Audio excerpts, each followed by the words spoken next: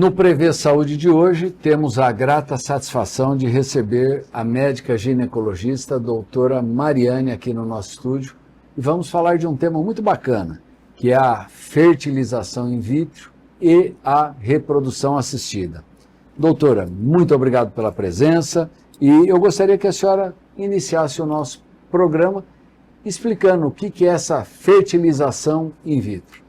Queria agradecer pelo convite, estou muito feliz de estar aqui e queria explicar um pouquinho sobre esse processo aí que também faz parte do planejamento familiar.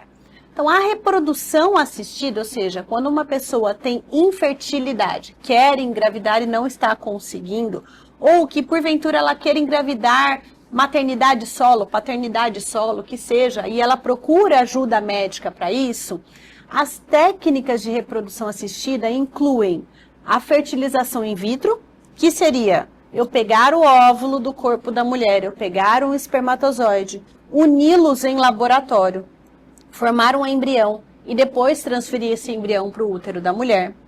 Incluem também as técnicas de inseminação intrauterina, que seria eu colocar espermatozoides dentro do útero da mulher no momento em que ela está ovulando. Incluem também técnicas de coito programado, que seria avaliar qual que é o momento fértil do ciclo da mulher para ela ter relação. E também incluem indução de ovulação, que são métodos que a gente usa para mulheres que porventura não estejam ovulando e que precisem ou de medicamento ou de algum tipo de auxílio para conseguir ovular. Então essas são as técnicas de reprodução assistida. Quando a gente fala de uma reprodução assistida, nós temos que pensar que a mulher ou o homem tem alguma dificuldade para conseguir ter filhos. A investigação vem um pouquinho antes, então. O que se investiga num homem quando você fala, poxa, não está conseguindo ter filhos? O que você busca investigar no homem? Quando a gente vai pensar em causas de infertilidade, 1/3 das causas está no homem, 1/3 das causas na mulher e 1/3 no casal, nos dois ao mesmo tempo. Então a gente precisa, de uma forma muito simples, investigar se tem óvulo, se tem espermatozoide e se eles estão se encontrando. Então, para a gente investigar infertilidade de causa masculina, o primeiro exame que a gente pede é um espermograma.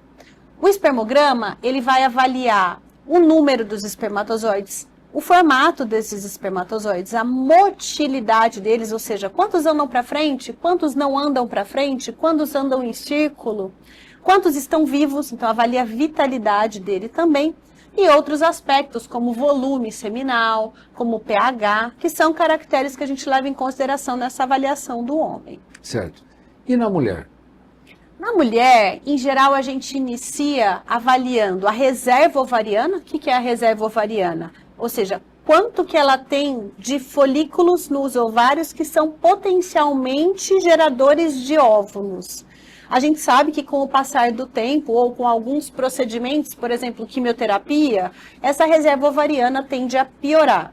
Então, uma mulher de 40 anos tende a ter uma reserva ovariana muito pior do que uma mulher de 20 anos. Uma mulher que fez quimioterapia tem uma tendência a ter uma reserva pior. Então, a gente avalia na mulher a reserva ovariana, a anatomia de útero e ovários e a patência das tubas uterinas, ou seja, se ela não tem uma obstrução tubária. Inicialmente, esses são os primeiros exames que a gente avalia numa mulher também. O mês de março está sendo aí divulgado o mês de combate à endometriose, ou até que o pessoal entenda um pouquinho sobre isso. É uma das causas de infertilidade feminina, não é, doutora? Sim, nem toda mulher com endometriose é infértil. Nem toda mulher com endometriose vai precisar de reprodução assistida, mas quando a gente tem um quadro de infertilidade, a gente precisa avaliar a endometriose, porque é um dos sintomas. Endometriose, em geral, leva a infertilidade, dor na relação sexual e dor durante o período menstrual, que a gente chama de dismenorreia, são os principais sintomas da endometriose. Então, frente a um casal infértil, em que eu possa pensar que tenha uma participação de causa feminina, eu preciso descartar a endometriose, sim. Uma vez feita toda essa investigação, se o problema for no espermatozoide, qual é o melhor método? Se a questão for numérica, ou seja, os espermatozoides estão vivos, estão andando para frente, eu só tenho poucos espermatozoides, existem alguns medicamentos que a gente pode dar para melhorar essa concentração. Se ele não tiver melhora, ou se tiver problemas em relação ao uso desses medicamentos, e a concentração de espermatozoides for muito baixa, a gente vai precisar lançar mão da fertilização in vitro. Muitas vezes essa concentração é limítrofe e eles andam para frente, eles são móveis. A gente pode lançar mão de técnicas de inseminação intrauterina, mas essas técnicas exigem uma concentração mínima de espermatozoides móveis. Então não é para qualquer espermograma que a gente consegue propor inseminação. Certo. Então, mesmo ele tendo uma quantidade pequena, se for espermatozoides viáveis, dá para fazer um coito programado, dá para você injetar intrauterino, antes até de fazer uma fertilização in vitro. O coito programado, ele pressupõe um espermograma normal. Tem que ser normal. Tem que ser normal. A inseminação, ela pressupõe que eu tenha um total de espermatozoides progressivos de uma tal maneira em que eu ainda consiga fazer essa técnica. Então, um espermograma que assim não está perfeito, mas ele está beirando o normal. Então, a gente usa muito inseminação intrauterina para causas femininas, para quando a mulher não ovula ou para quando a gente tem algum problema muito leve de fator masculino. Quando esse fator masculino já é mais severo, a gente tende a passar para a fertilização in vitro. Certo. No caso das mulheres também tem o ovário policístico. Ainda é bastante comum isso? É a patologia endocrinológica mais comum nas mulheres no menacme, ou seja, nas mulheres que estão entre a primeira e a última menstruação da vida. Mas nem toda mulher com a síndrome dos ovários policísticos tem problemas para engravidar.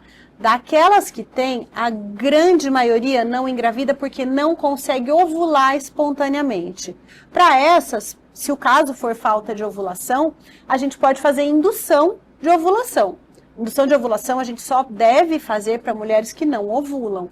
Então, as mulheres com síndrome de ovário policístico inférteis que não ovulam podem se beneficiar da indução de ovulação. Eu vou falar de algo que ocorria há muitos anos atrás, quando eu ainda fazia a faculdade. Mas eu vi alguns professores, nesses casos de ovário policístico, tirar uma cunha do ovário e suturar. Ainda faz isso? Resolve isso? Isso se chama ressecção em cunha. Em cunha. Por quê? Grande parte dos problemas e das questões que quem tem a síndrome dos ovários policísticos tem é decorrente do grande número de folículos nos ovários. Então, a ressecção em cunha era utilizada, hoje a gente não utiliza mais, salvo raríssimas exceções. A gente utilizava muito para melhorar a questão de pele, de pelos, e poderia até melhorar a questão da ovulação, mas não era a primeira linha para engravidar. Melhorava muito outros sintomas da síndrome dos ovários policísticos. Hoje caiu muito em desuso porque é uma intervenção cirúrgica, muito mais intempestiva. Hoje a gente tem medicamentos extremamente eficazes, tanto para controlar sintomas de hiperandrogenismo, que seriam acne, aumento de pelos, quanto para indução de ovulação. Por isso essa técnica hoje é raramente utilizada. Ah, que bacana.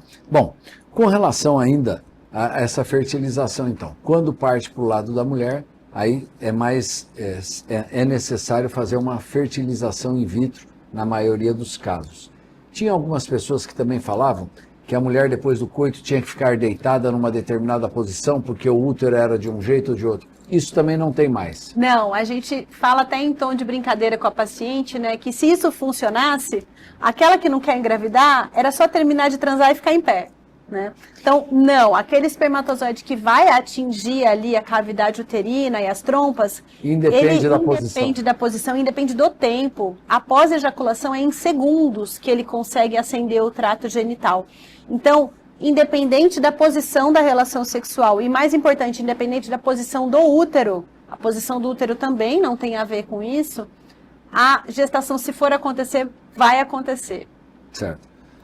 Ainda com relação a essa fertilização in vitro, A partir do momento que se decide fazer essa fertilização, existe um laboratório específico para isso, não é qualquer lugar que faz, tem que ter algum método específico. Como chama esse método de fertilização in vitro? Como que ocorre?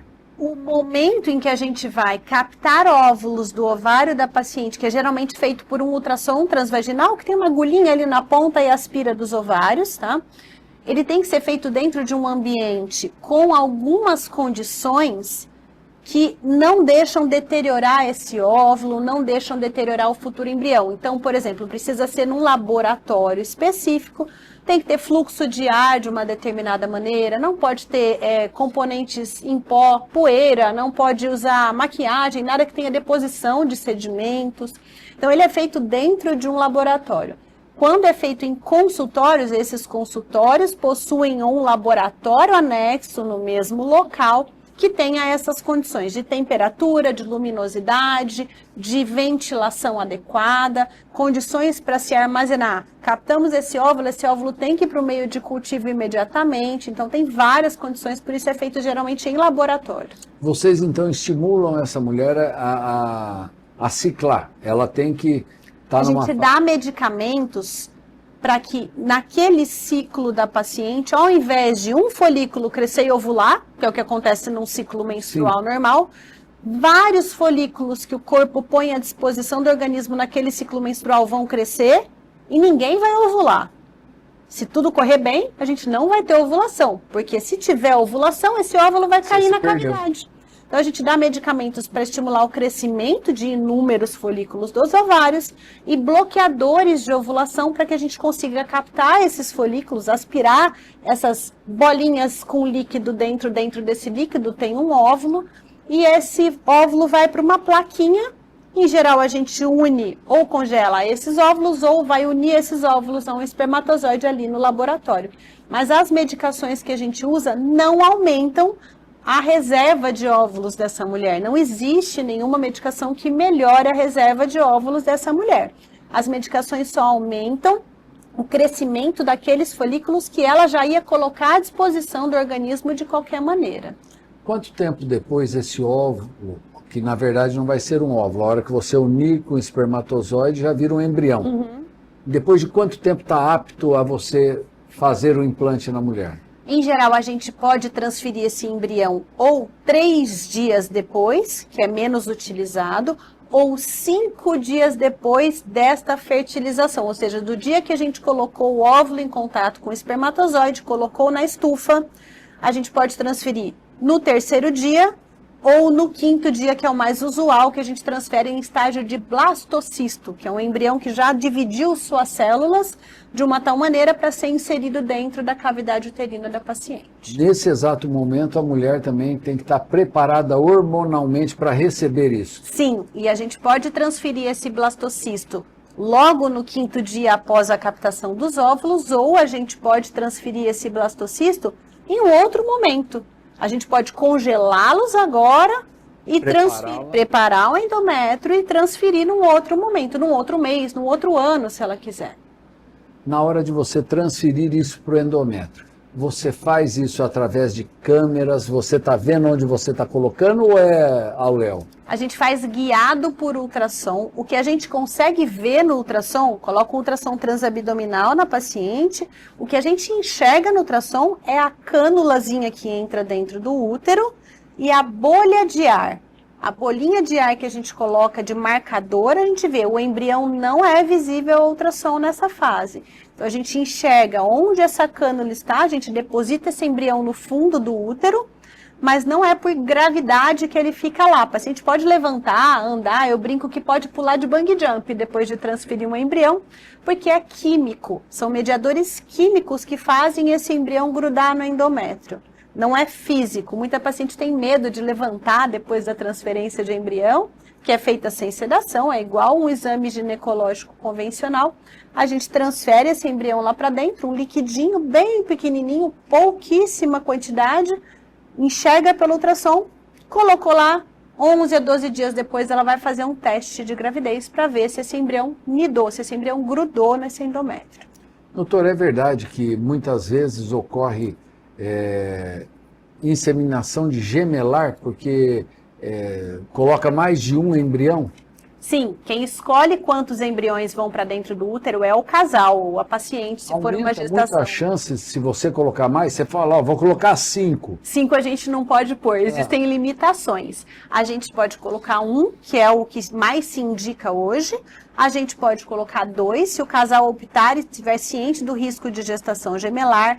Em algumas situações de exceção, a gente pode colocar mais de 2 embriões. 3 embriões já é uma situação de exceção, tá?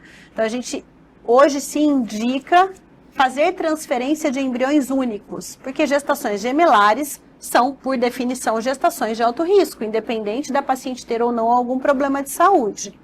Mas se a gente tiver uma boa condição de saúde da paciente, se ela estiver ciente dessas condições de risco do gemelar, é muito comum em pacientes que já tiveram tentativas prévias e querem aumentar as chances de dar certo, porque colocando 2 eu tenho mais chance de dar certo do que se eu colocar 1 só, mas eu tenho mais risco também. Então, essa decisão é feita pelo paciente, pelo casal, pela paciente, em conjunto com o seu médico. Quem faz essa transferência? É um médico ou é um técnico? É um médico, é sempre um médico. Quem faz a captação dos óvulos é um médico, quem faz a transferência de embrião é um médico. Certo. E aí, depois de alguns dias, a senhora falou de 5 a 10 dias? A gente faz um teste de gravidez, em geral, de 9 a 12 dias depois de se transferir esse embrião para dentro do útero. Acredito que existe uma expectativa muito grande do casal em sair esse resultado. Porque é um momento de ansiedade. Imagina você ter que aguardar e não tem sintoma algum, não dá para falar para a paciente monitorizar por sintoma, porque não é esperado sentir nada nessa fase. Ela vai ter que aguardar, não adianta fazer o teste antes, que não vai dar positivo, mesmo se ela tiver engravidado.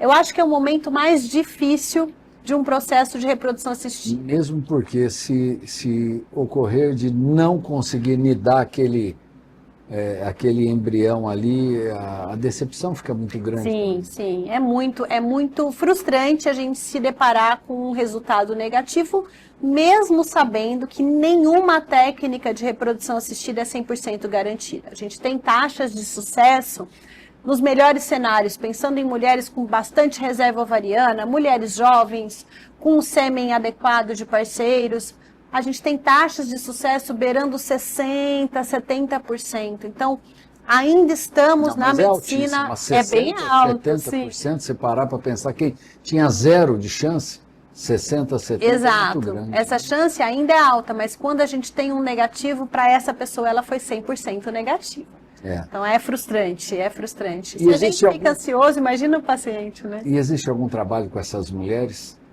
É muito indicado um acompanhamento próximo, tanto com o médico que está seguindo esse casal, se necessário acompanhamento psicológico, suporte para esse casal.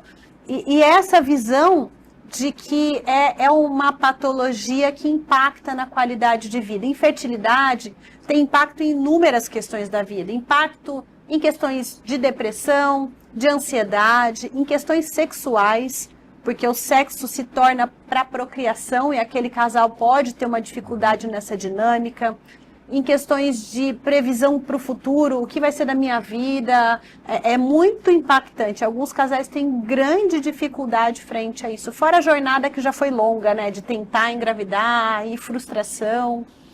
Mas, por um outro lado também, quando o sucesso vem, eu vejo que se forma uma família ali, e a quantidade de pessoas que tentam uma segunda vez depois é muito grande, né? Eu tenho alguns colegas e até amigos que tiveram muita dificuldade em ter um filho e a hora que tiveram, rapidinho já tentaram de novo e já tiveram sucesso também. Aumenta a chance de sucesso depois da primeira vez? Não, esse também é outro mito. Muita gente fala assim, demorou tanto para engravidar do primeiro, agora engravidou do segundo.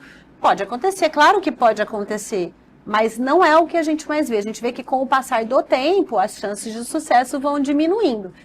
E cada vez que eu coloco um embrião dentro do útero, ele tem a mesma chance, se for a primeira, se for a segunda, se for a terceira transferência embrionária, as chances são semelhantes. Não é porque eu vou tentar de novo que esta vez vai ter mais chance, mas eu vou tentando várias vezes, a minha chance acumulada vai ficando maior. O psique atua diretamente nisso, ou seja, a partir do momento que a mulher já teve a hora que ela vai ter o segundo, o psicológico dela, estando preparado para aquilo, você acha que melhora a chance? Eu acho que o enfrentamento da paciente para esse processo é melhor. Ela enxerga com mais facilidade quando ela já teve um caso de sucesso prévio. Acho que a ansiedade, a angústia é muito menor. Vai mais tranquilo. Claro, você já teve um caso de sucesso prévio, mas não deixa de ser difícil, mesmo não sendo a primeira vez. O custo de uma tentativa dessa é caro, doutor?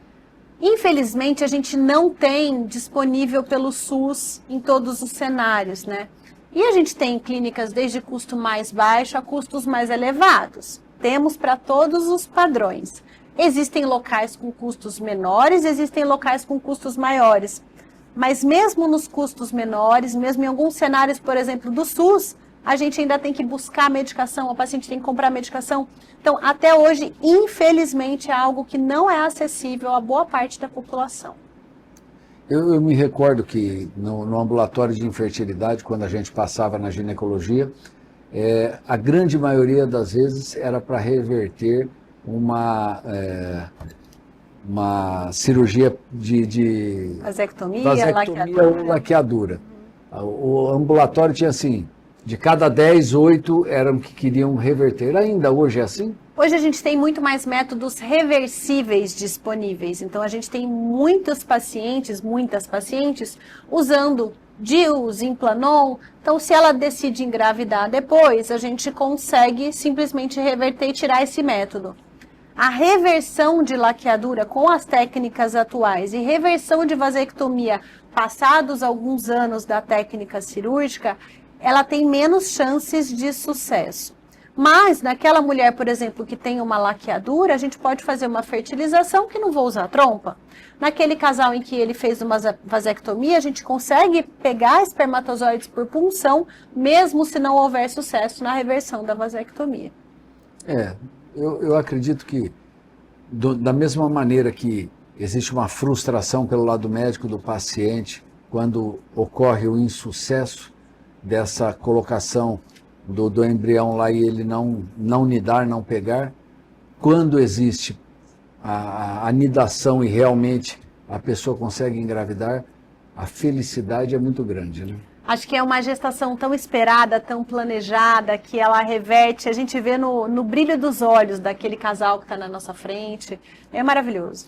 Doutora, a gente escuta falar também de algumas artistas aí que fazem útero de aluguel. Como que é isso? Existem pacientes em que ela ou não tem o útero ou ela tem uma doença em que ela não pode gestar por risco de vida dela ou algo assim. E no Brasil a gente tem leis sobre isso, que seria útero de substituição. Então ele não pode ter caráter comercial, por isso a gente usa menos o termo barriga de aluguel, porque você não pode pagar por isso. Tem que ter, em geral, tem que ter um grau de parentesco, caso você não tenha parentes, dá para buscar outras pessoas, mas isso tudo é baseado em meios jurídicos, se não for um parentesco muito próximo. E a gente pode usar este embrião no útero de uma outra pessoa e esse bebê vai ser de quem tinha o embrião. Não é incomum a gente formar o embrião, por exemplo, para a filha e gestar no útero da mãe. Isso pode acontecer, da irmã. Mas isso não tem que ter uma mínima compatibilidade ou isso não? A compatibilidade sanguínea, essas questões são muito menos importantes do que a avaliação psicológica dessa doadora temporária do útero. Ela precisa estar ciente de que ela vai gestar um bebê que não é dela. Então essa avaliação psicológica ela é muito, muito bem feita, ela tem que ser muito cuidadosa. Eu achei que fosse necessário pelo menos uma tipagem sanguínea ou alguns outros critérios. Não, isso em geral não é o limitador. A condição de saúde da mulher que vai gestar precisa ser muito bem avaliada. Doutora, eu acho que nós falamos aí de uma maneira tranquila, mas eu gostaria que a senhora deixasse uma mensagem para o nosso telespectador, aquele casal que realmente não está conseguindo ter filhos, que existem todos esses métodos. A ideia é a gente lembrar que a fertilidade humana, ela tem limites. E a gente não pode esperar passar desses limites de idade, limites da questão reprodutiva, e sempre que você tiver diagnóstico de infertilidade, ou seja, está tentando engravidar e não consegue, buscar ajuda o mais breve possível. Eu gostaria imensamente de agradecer a doutora Mariane. Fica aqui o convite para que volte mais vezes. Ela fala de uma maneira simples que dá para entender. Eu, particularmente, aprendo muito com esses programas, doutora. Gostaria muito de agradecer ao nosso telespectador e fazer um convite para que na semana que vem estejamos juntos aqui para mais um Prevê Saúde. Tchau.